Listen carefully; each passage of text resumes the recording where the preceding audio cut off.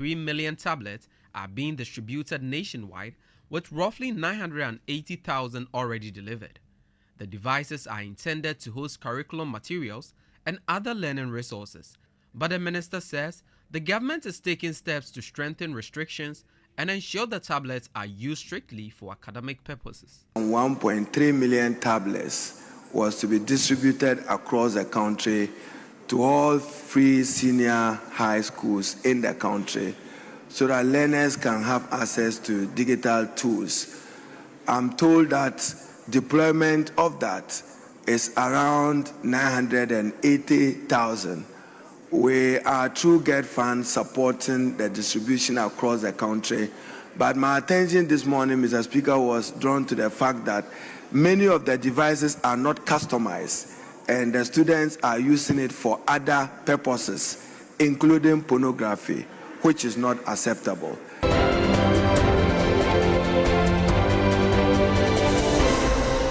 "71 of the 191 people arrested during joint police-military operation at Ehi in the Ketu North municipality have been granted bail by the whole district court 1. The operation was launched following an attack on the Ehi police station by irate youth on November 12. The unrest began after police arrested a man accused of murdering another youth. Ketu North MP Edem Agbana, who was instrumental in the release of the suspects, briefed the news team.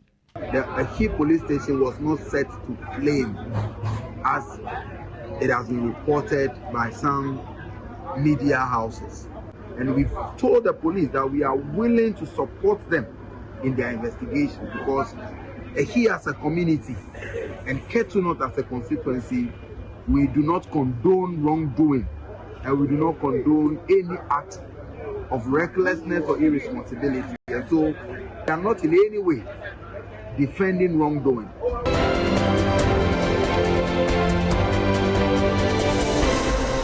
Residents of the Upper East region have been urged to take advantage of the upcoming gun amnesty period and surrender their illicit arms to the police. The call was made during a capacity building workshop for border security agencies in Paga. JB Asante is the acting director of policy planning, monitoring and evaluation at the Small Arms and Light Weapons Commission. We want to be able to put them in a position where they can easily detect when some people are trying to traffic these illicit arms or ammunition into the country, whether parts and components, either into the country or out of the country. They should be in a position to detect and be able to apprehend the people behind it, and should be able to investigate to make sure they also are able to prosecute them.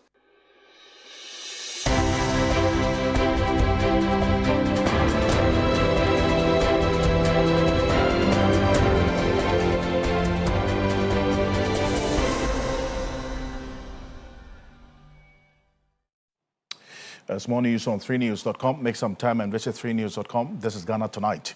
We're live on 3FM 92.7, as well as on TV3 Ghana on Facebook and on DSTV channel 279 all across the world on 3news.com. As always, brought to you by Flamingo Paint, Simply Superior, Sasso Insecticide Spray and Coil Tum Preko coming up next on Ghana Tonight. Minority Leader Alexander Apenyomaking lands in trouble as the Speaker sent him to the Privileges Committee for alleged contempt. What exactly are the issues? We're going to be unpacking them tonight, so stay with us every step of the way as we take you on this journey of understanding exactly what the troubles of the Minority Leader Alexander Apenyomaking really are. Well, he's set to face the Privileges Committee of Parliament. Now, this was after the Speaker, Right Honourable Alban Sumana Kingsford Bagwin, found a prima facie evidence that he may have disrespected the authority of Parliament. But what exactly is the background story, and how did we get to this point? My colleague Dennis Baberi-Wadam, Esquire, is with me in the studio right now. Let's track the events up until this point where Alexander Apenyomaking has been referred to the Privileges Committee. What do we know? Well, so this is a matter which has spanned for a period of time now. Somewhere in July, the House passed a resolution to get the delegation that would go to the ECOWAS Parliament. Yeah. And Ghana is one of the countries that sends a delegation to the ECOWAS Parliament. So this time around, the members had been selected. The House had to take a decision as to who should go. However, there was an issue. But even before we get to that issue, these were the members who originally were on the list that was presented to Parliament. These members included George Wicked Higgins, that's the Member of Parliament for Cape Coast South and Deputy Majority Leader. Emmanuel Kwesi Bezra, Member of Parliament for Ho West. He was supposed to be a member of that delegation. Honorable Ladi Ayi Ayamba, Member of Parliament for Pusiga, was supposed to be a member. Eric Afo, that's the MP for Amenfi West, a member. Dominic Napari, member for MP for Sini East, who was supposed to be a member as well. And then in that original list was Honorable Alexander Fenyo-Markin, Member of Parliament for Efutu, the minority leader. Then there was Kwame Aimedu Enchi, MP for Asante Achim Central, also to be a member. There was Brian Achampong, MP for Abetifi, a member, and also Millicent Yaboa Amankwa, Member of Parliament for Sunyani West. She was supposed to be an observer. But on that particular day, the majority leader made an observation and indicated that there was the need for them to amend this delegation, which included the minority leader. The basis for that were for two reasons. One, that the ECOWAS Parliament has a strict term on a quota for female representation on the delegation. I see. That he says they require a minimum of 30% of the members being women. And if you look at the original list, it would have meant that only the Member of Parliament for Pusiga, who is a member, and then the observer, that's the member of, yes, would have been the only female representation on that original list. And if you do the computation, it will fall short of the 30% minimum requirement by the ECOWAS Parliament. Right. Again, he also did indicate that it is the practice or the convention of our Ghanaian Parliament that usually on the delegation, they give the opportunity to the deputy leaders to be on it. So that's how come you see George Wicked Hagan, who is the deputy majority leader, on it. So the expectation was that on the other side would have been the deputy minority leader. But on the original list, you had Alexander Fenyo-Markin, who is the minority leader on there. So on the basis of that, he moved the motion for the list to be amended, to remove Alexander Fenyo-Markin and replaced him with Patricia Pieji, who is the Member of Parliament for Asekwa and also the deputy minority leader. So that one, it will meet the threshold for the female representation and also satisfy the condition or the convention of Parliament always having to let the deputy leaders being on the delegation. So that was the beginning of all the problems. There was a heated debate, but however, the resolution was passed and the Speaker had to reiterate who constitutes the delegation to the ECOWAS Parliament. In that, Alexander Fenyo-Markin was dropped. Right. Then fast forward to a few weeks ago, when the majority leader again raised a concern that despite Alexander Fenyo-Markin having been dropped from this delegation to ECOWAS, he attended a session of the ECOWAS Parliament meetings, for which reason he said that it was an affront on Parliament and that Parliament should take interest in it and possibly haul him before the Privileges Committee. And that's how come we hear the Speaker of Parliament today look into the matter, and according to him, on the face of it, there is a matter to be looked into for which the minority leader had to be referred to the Privileges Committee. Let's listen to the Speaker exactly what he said in respect of that matter when he made that referral.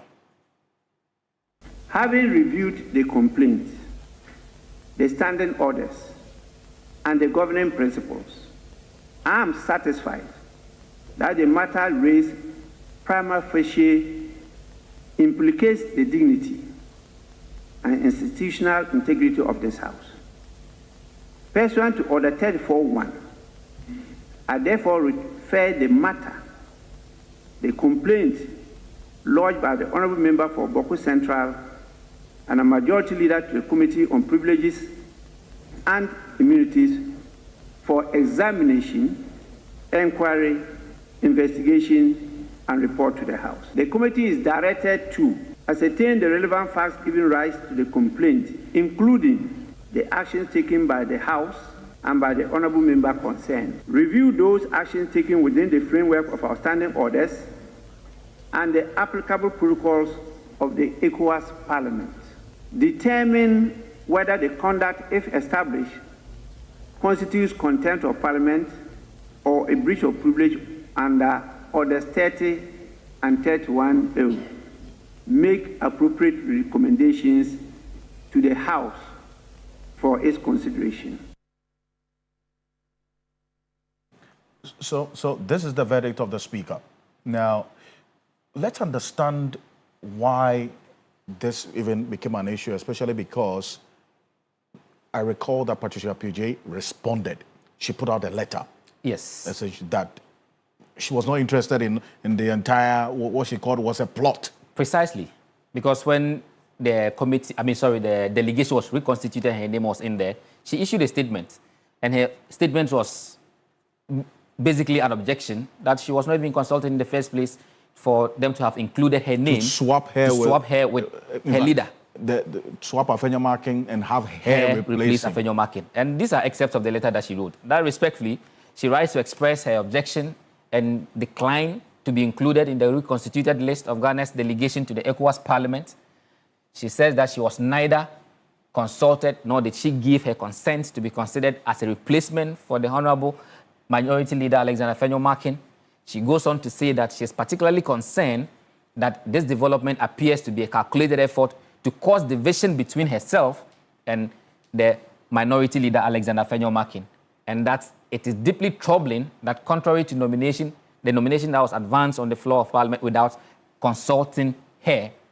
She goes on to say that Minority Leader was duly sworn in as a member of the ECOWAS Parliament last year and subsequently elected as a Deputy Speaker, that's in the ECOWAS Parliament, and that his tenure by law and by ECOWAS protocol remains valid and ongoing, and that there's therefore no legal or procedural justification for his removal, and that using gender parity as a pretext for unilateral and procedurally irregular decisions undermines both the objective and the institutional harmony that is sought. In essence, she declined this particular inclusion into the lists.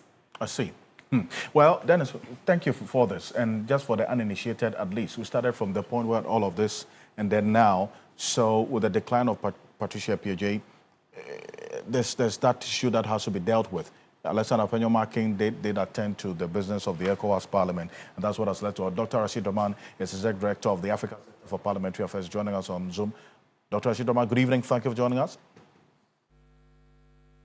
Good evening, Alfred. Now, you followed this issue right from the onset, as we've laid up until now, that Afenyo Markin has been referred to the Privileges Committee after the Speaker established a prima facie against him.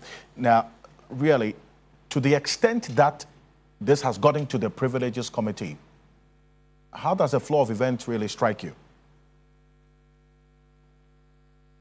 Well, I mean, Alfred, over the months that this has been happening, I was hopeful that there would be some negotiations between our Parliament and the ECOWAS Parliament. We have our rules, the standing orders, and our constitution that governs how our Parliament operates. ECOWAS Parliament has its own protocols as well. We were faced with a situation where, we had to balance tradition and convention with, some realities. Over the years, I mean, according to tradition, as your correspondent has said, the leaders normally do not go as part of these delegations. I mean, that, I think, has been established practice over the years. In this particular instance, we are dealing with a completely different situation where the leader has been elected as a Deputy Speaker of the ECOWAS Parliament, and that is where the complication presents itself. And that is where I was hoping that, some diplomatic negotiations would have taken place to avoid us getting to this point. I don't know how much of that was done, how much conversation took place between our parliament and the ECOWAS parliament. Where we are now, I think this has implications beyond our country. I mean, this is going to, be a problem, I think, of our sub-region. But, Alfred, as we are at this, I think, what this is bringing to the fore is what, many have, the ECOWAS Parliament and other regional parliaments on the continent are, composed, presents very serious challenges because most of them, that is the regional parliaments, most members are not elected. So they are simply just nominated from their parliaments. And, the tenure of the ECOWAS Parliament, I mean, it's not in line with the tenure of most parliaments in the sub-region. So anytime there's an election, you would see a lot of movement, a lot of changes that happen at the level of the ECOWAS Parliament. We have done a paper a few years ago proposing to the ECOWAS Parliament how to enhance its powers, a stage where we have universal suffrage to elect members, or maybe some electoral college, as happens in the East African Legislative Assembly, where, each of the parliaments constitute an electoral college and elect their representatives from those countries to go to the regional parliament.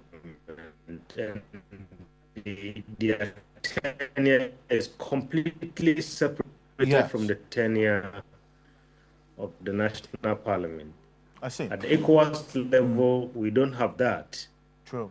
And that is one of the reasons why we are in this current situation. And now he's been referred to the Privileges Committee. Yes, I was asking, now he's been referred to the Privileges Committee. In a minute, how do you expect things to play out so as to bring finality to this issue?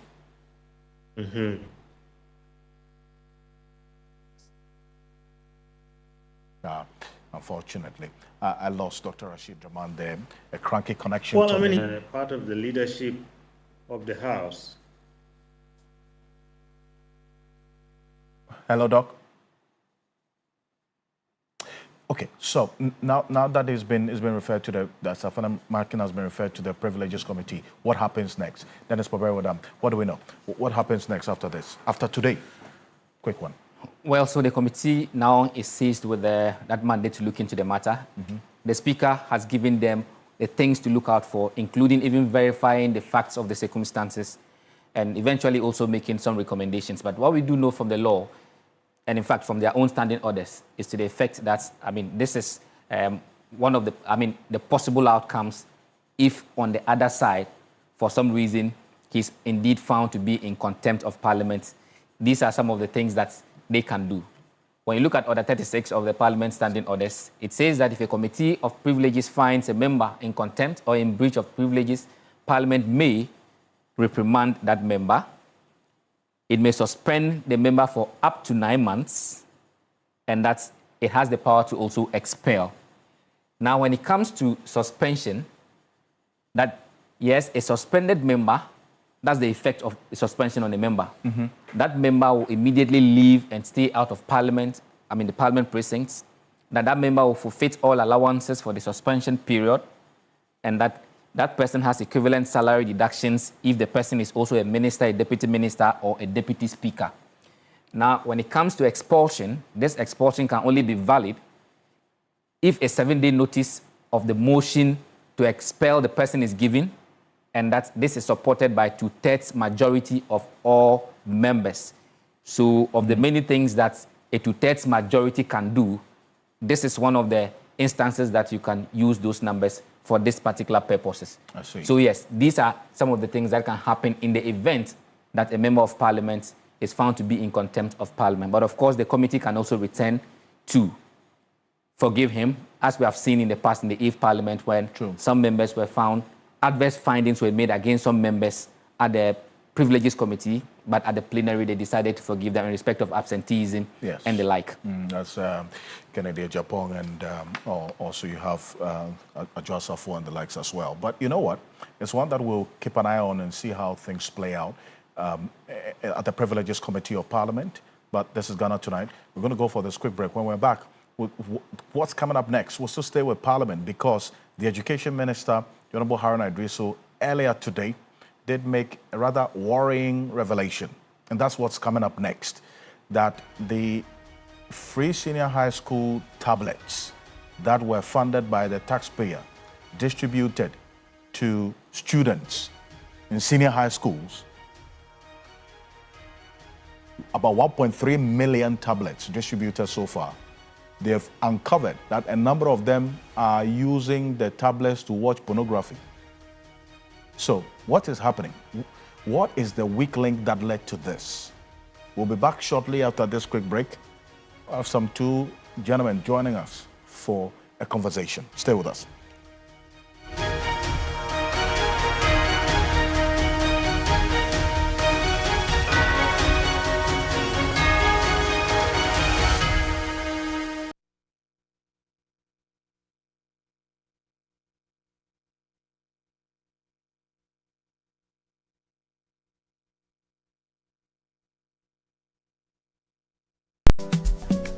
Boss, watch something. 1, 2, 3. Champignon. Whoa, title. They see ahead like a prophet. Oh, Charlie, I just enjoy the game. No be boss that. Ala chairman. Kai, this gathering just leveled up. Coming to test your luck again? Just here for a good company. And what? I mean. This is what I bring to the moment. Weddings, parties, funerals, and gatherings like this. This is original Amegabites. Wow. For your gatherings, there is original Amegabites. Original Amegabites.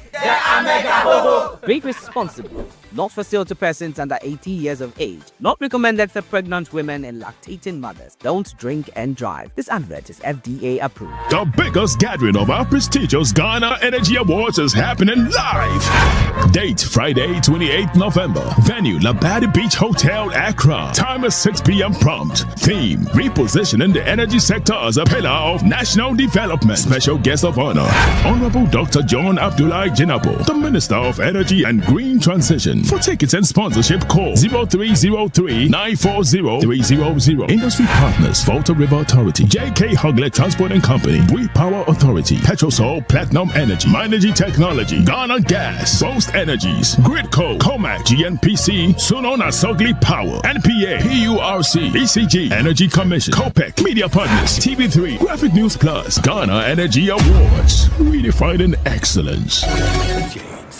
James has been searching for happiness for years. So we asked locals to point him to the source of their happiness. Until one fateful night, when his search finally came to an abrupt end.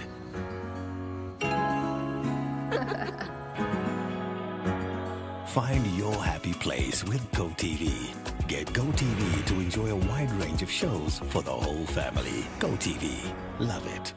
It's that time of the year again, and you've waited for long. The deals are back. The excitement is real. It's Franco Black Friday.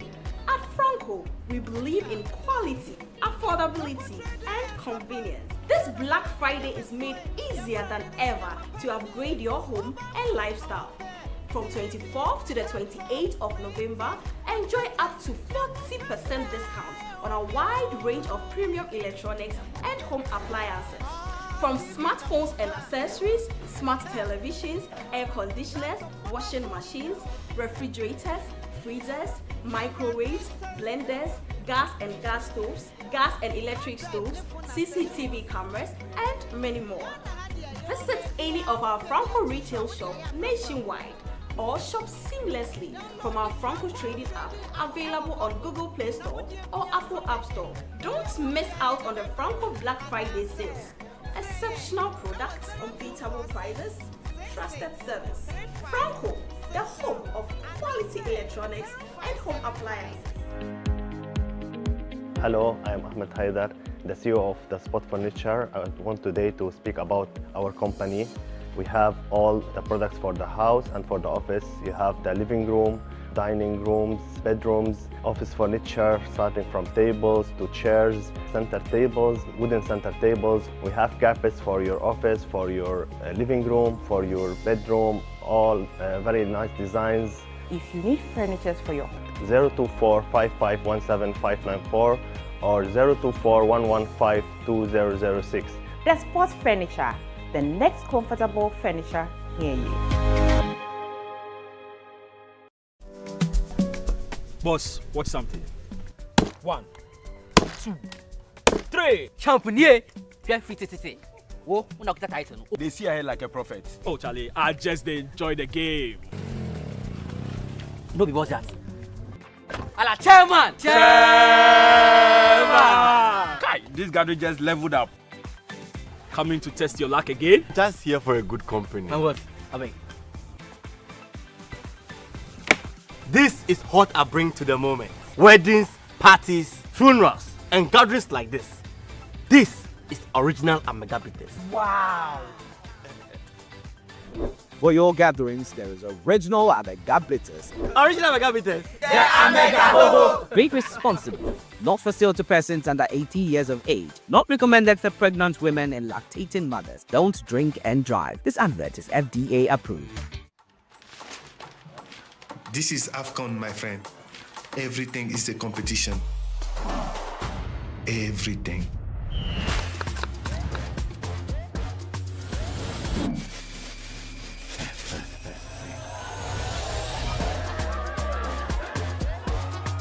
Join our family for AFCON Morocco 2025 from 21 December to 18 January. Available on DSTV and GoTV.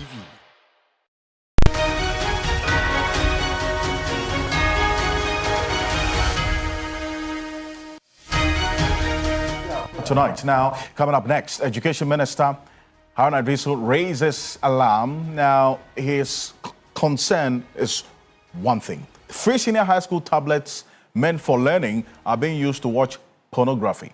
Now, we look at the lapses and what really must change beyond the concern or the lamentation about this particular issue. But earlier today, Education Minister Harun Idrisu disclosed that some senior high school students are using the government-issued tablets to access pornographic content.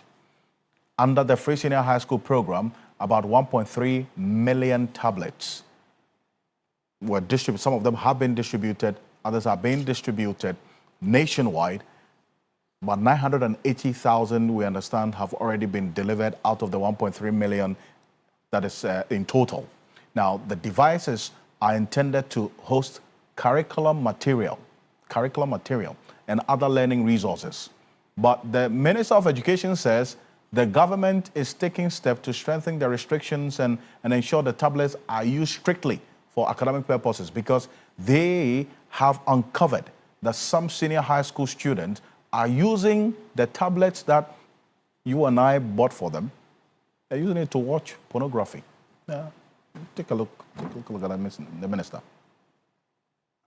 Inherited a contract worth about 337 million US dollars, where some 1.3 million tablets was to be distributed across the country to all free senior high schools in the country, so that learners can have access to digital tools. I'm told that deployment of that is around 980,000.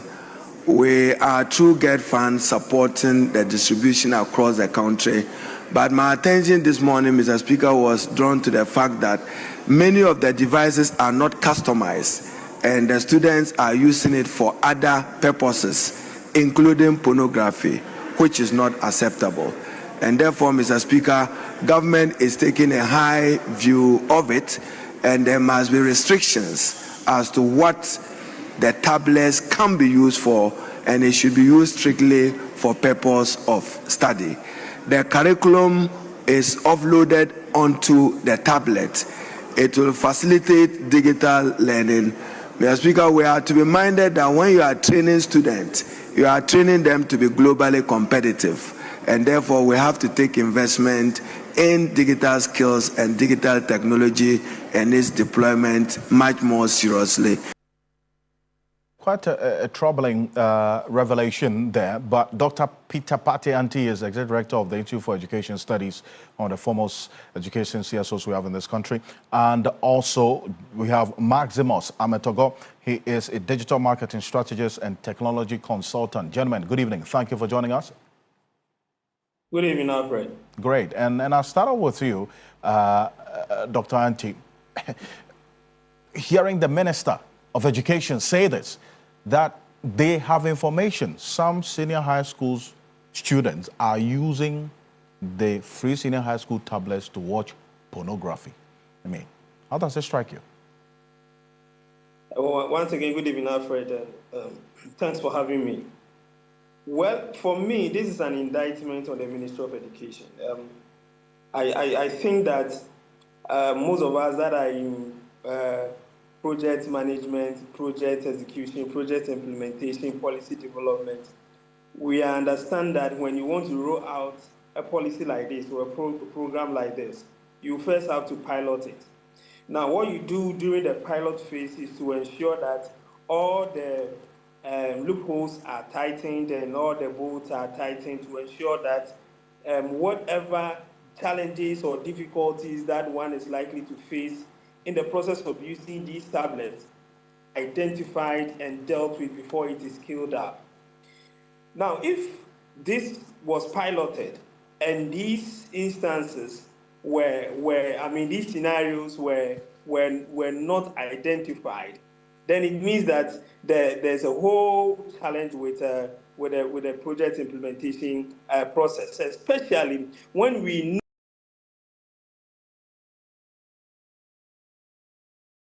know that as parents, even in our small households, we try to control how our kids use digital devices, because we know that when this particular digital device is left in the hands of the child, the children are naturally created to be creative, so they would want to explore, and they might end up in certain platforms or on certain pages that they are not supposed to be. But So it is the duty the word of will the probably one be developing this process to ensure that these restrictions are embedded within the framework of the tablet that is being distributed. So if the ministry didn't do this, then it means that this is a big indictment on the Ministry of Education, and I feel very worried that in this time and age where students are using digital devices to advance their knowledge and ensure that they are globally competitive, in our country, we were not able to guide our students to use the tablet to do same, but on the contrary, they are using it for other purposes such as pornography. This is a big shame to us. I say, I don't know the scale at which this is happening. He didn't give the full details of, how widespread the situation is. But then again, yes, but Alfred, I was just coming to a point. Alfred, okay, you make your point. If the Minister of Education says that the students are some students are using, it means that it has come to his attention. Indeed. And it will not be a one or two or three indicated that, yes. It might be something that is widespread. True. That is why the Minister of Education has been informed. He indicated, you're right, he indicated that it has come to his attention as of this morning. It was this morning that he got that information. So who should bear the burden of this lapse or this act of omission or irresponsibility? Is it the GES? They should have done that before they sent the tablets to the schools, or the school heads should have also exercised some oversight responsibility on the usage of these tablets in the school? Well, for me, I'll put this at the doorstep of the Ministry of Education and the Ghana Education Service. In fact, fine, you might want to, there's an operational plan document that I've cited, and there are sentences in there that says that students are supposed to be supervised to ensure that they use it for what it's supposed to be used for. But Alfred, how can a teacher supervise every single student that is given this tablet at every single moment, at every single minute, and at every single second? It is highly impossible. And that is why, naturally, when you are going to roll these out, you would have to make sure that you deal with these basic things. We know, you see, when you are using tablets for even simple data collection, you try to restrict the usage in such a way that people who have those tablets to collect the data are not able to navigate to other places on the tablet. How much more giving these to students to use for learning, where it stays with them for more than some hours and probably more than some months? Definitely, the students would want to go to other sites. So it's something that should be part and parcel of the implementation process of distributing the tablets. And this should be clearly embedded within the whole operational plan. So if we are not able to do it, you cannot even blame the head teachers. It is really the responsibility of the Ministry of Education and the Ghana Education Service. They were so much fixated on announcing that now students are going to use tablets to the extent that they forgot the basics that would have enabled us get the best out of this important policy. Well, Maximus, and I bring you from the technology perspective, Max, because then it goes back to what could have been done to avert this situation. Is it that at the point of distribution, the GES should have restricted these sites before handing over the tablets to the senior high schools? Maybe employ the service of the likes of you to help them restrict these sites before they distributed the tablets? Alfred, I think that is even like the third level, because even from the acquisition of the devices, you should be able to have a pre-installed, restriction apps on it, so that if a student picks the device and want to access the internet, there will be restrictions on it. And then, of course, you can also put the internet connectivity restrictions on it for some sites to be blocked, so that if you're going to visit adult content websites, the sites will be blocked. Then you can also restrict access to VPNs that people use to bypass some of these restrictions on devices, so that if they go to a VPN app to download it, they will not be able to download it. Then you whitelist the resources that they have on their devices too as well. So you need to we have put all these things in place before giving the devices to the students in the first place. So we need to have those strong device level control filters, so that if they want to visit a particular site, they'll be restricted from doing that. If they want to install even certain apps, they will not be able to do that. And then classroom monitoring also is needed. So if the students want to use the device, if you're giving it to the students, are you going to give them internet access? And now a lot of the secondary school also have like free Wi-Fi. Are you going to restrict them as to when they can have access to those Wi-Fi and when they can use those devices physically? Because if you don't restrict access to the device or give them some time schedule as to when and how they can use the devices, they will abuse it. So for me, for the minister to even mention that, it means implementation was done poorly, that they should have considered all these things from the beginning, from the time the devices were acquired, who even thought of the whole idea of giving the devices to the students. What goes on it, what apps must be installed, what content are you going to put on it, and why content must be offline, because some of the content can be offline and they don't need internet for them to even have the ideas or the itch that they want to scratch by going online. So those are some of the things they should have done. I see, but is the concern really about, the government purchased free tablets, that we, the taxpayers, funded, being used to watch pornography, or the bigger situation about the students actually having access to this adult content? Because we've had some news, not too distant past, that some of the students have their mobile phones, smartphones with them. They access these pornography sites anyway. So is the sentiment really about the fact that is government tablets that is being used to watch pornography? That's really a negligible aspect of the bigger picture, isn't it? It is not, because some of these things is habits that they build over time.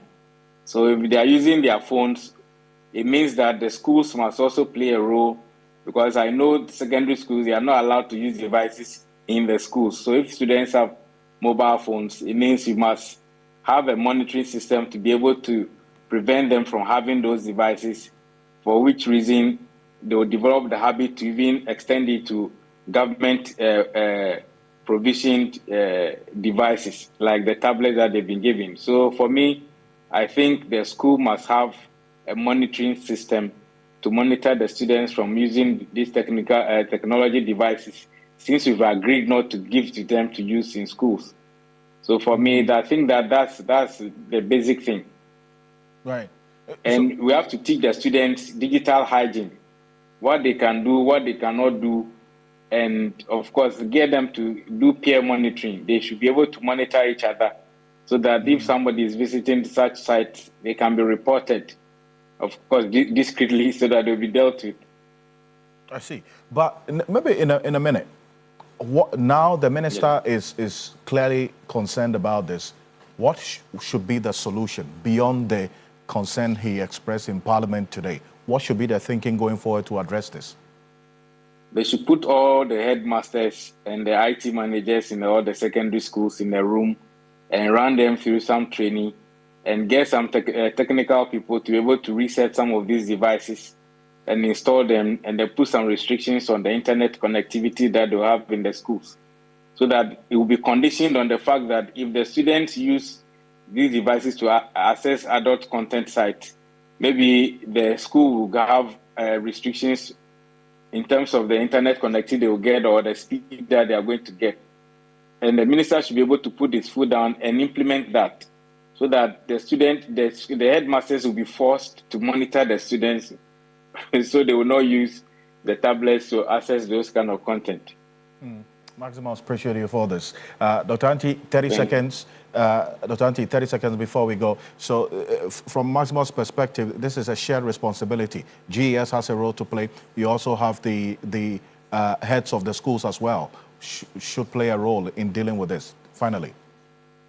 Well, I agree with him, but I think that the ministry would have to take the lead in this, ensure that the tablets are restricted, as we are saying, and then we can talk about one or two supervision from the school authorities. I also suggest that the tablet setting should be made in such a way that if students visit a particular site that is not supposed to, he or she is not supposed to visit, the tablet can lock, and will need the assistance of the IT teacher in the school to be able to unlock. Right. That will bring that student to the authorities' notice, and they will know that this student wanted to bypass the system to do other things. These are things that the IT people can easily do, and with good project management and implementation system, we shouldn't be having this discussion at all. Flawed procurement is one of the issues that you raise. I thank you so much for joining us. Dr. Peter Party-Anti is Executive Director of the Institute for Education Studies, and to you as well, Maximus Ametogo is a digital marketing strategist and also a technology consultant. Thank you, gentlemen. And we're back after this quick break. Coming up next, Kpande Member of Parliament Matthew Nyendam gets a lifeline. Speaker Bagwin says there's no legal basis to unseat him, at least not for now. What does this really mean? Stay with us.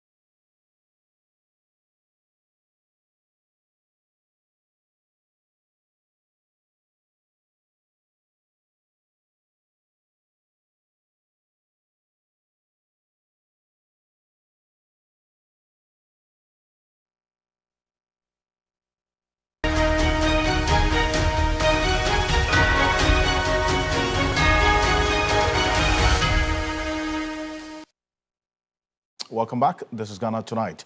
Coming up next, Kpande Member of Parliament Matthew Nyendam gets a lifeline. The Speaker of Parliament, Right Honourable Alban Sumana Kingsford Bapin, says there's no legal basis, at least for now, to unseat him.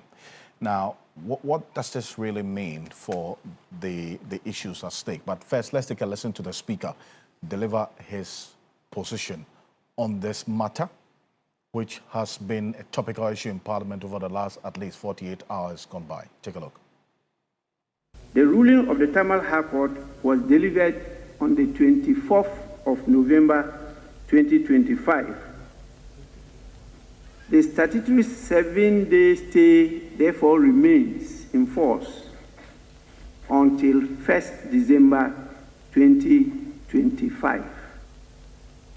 During this period, the High Court's ruling cannot form the basis for the Speaker to instruct the clerk to notify the Electoral Commission that the Kpande seat is vacant. He further directed the member to participate in proceedings.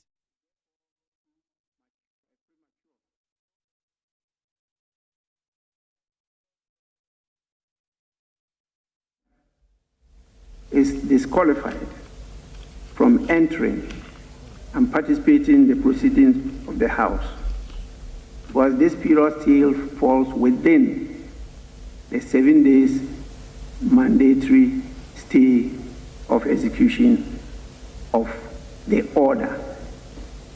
Honorable members, this is not a declaratory order, it is an executive order that was delivered by the High Court.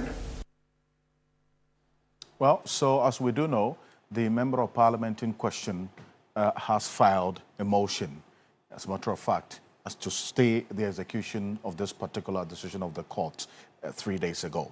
The Speaker was clear, and there's been some inconsistency in this reporting of the Speaker's pronouncement earlier today.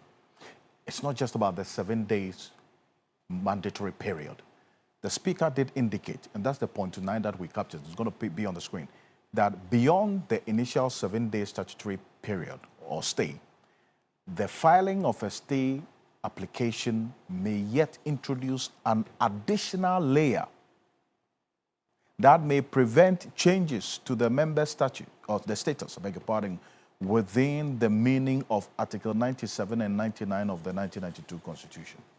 So the Speaker is quite clear that beyond this 7-day period, after sometime next week, there's going to be a situation, because then we're still now going to wait to see when the court will, as it were, set the date to hear this application for stay of execution. That also introduces this other layer that the Speaker has referenced in there. Well, for the Member of Parliament, he's done his bit by filing this stay of execution of this particular ruling. But beyond that, what happens after that is out of his hands. That's why you have some of the lawyers within the NPP raise questions about what's going to be happening next after the next 7 days, as we wait to see and hear what the courts will say. But this is one that we're keeping an eye on, especially because of the position that both parties have taken, both in Parliament and outside of Parliament. I'm Alfred Conce. Join the New Day team tomorrow morning for some more on this and other issues on 3FM 92.7. Join the Sunrise team as well. Have a good night. Ghana Tonight is brought to you by Flamingo Paint. Superior